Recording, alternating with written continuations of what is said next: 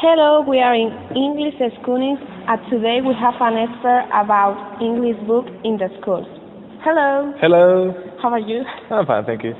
Okay, we begin the interview. The first question is, what sort of methodology does the book appear to adopt? Autolingual method is the main method, but it also appears a communicative task language method. Okay, very well. The second question is, does one approach predominate? If it's yes, what are the implications of this relation to the rest of the curriculum? There's a relation with other subjects like math, science, arts, and crafts. How are the new teaching points graded? How frequently are they introduced and how much practice material separates them? Well, first of all, the book presents the vocabulary, and after that, using this vocabulary, children learn new grammar. At the beginning of the role, the students are more passive, and after knowing a bit of the vocabulary of the lesson, they start to do exercises in an active way. Through the grammar, pupils all the vocabulary that they have learned before. To do well the speaking activities, people have clues. Oh, very well. This is very useful. Yeah, it is. Is the organization of the course linear or cyclical?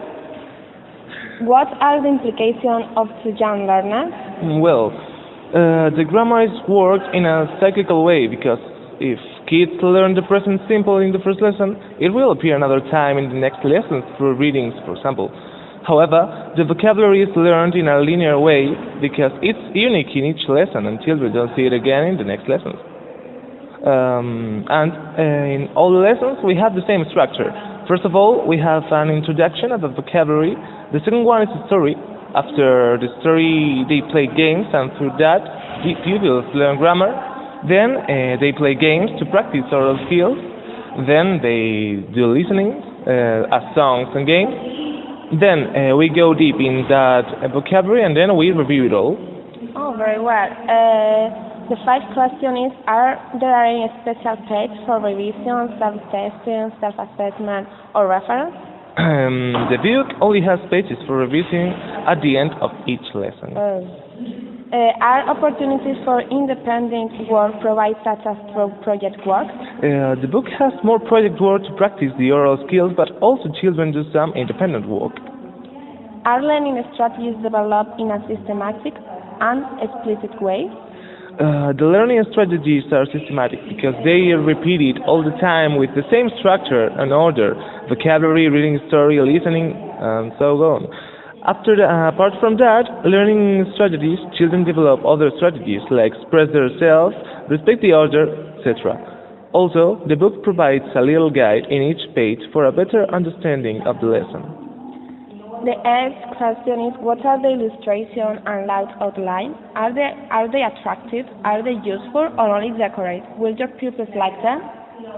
Well, there's a lot of illustrations, and also there are some characters who were presented in the beginning of the book, and through these characters, children learn vocabulary and grammar. The illustrations are so attractive because they are big and with lots of colors, and they are useful because the lesson is more amusing and catches the pupils' attention. Does the course include any example of authentic language and material? Yeah, the grammar and the vocabulary are so adapted to real-life context.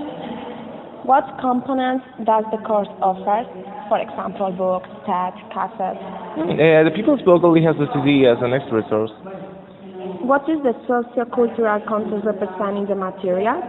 Do they avoid sexual, racial, and cultural stereotypes? Are there opportunities for cross-cultural comparison? What values are projected from the material? What scope is therefore developing assisted education?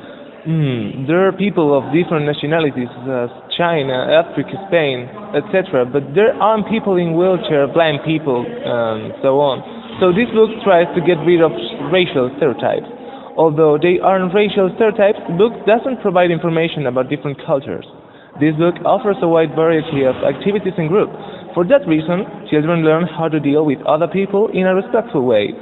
Also, there are activities about nature which strengthen the students' consciousness about their environment. Oh, very well. Can you spot any notable omission? Will you have to supplement the course book in any way?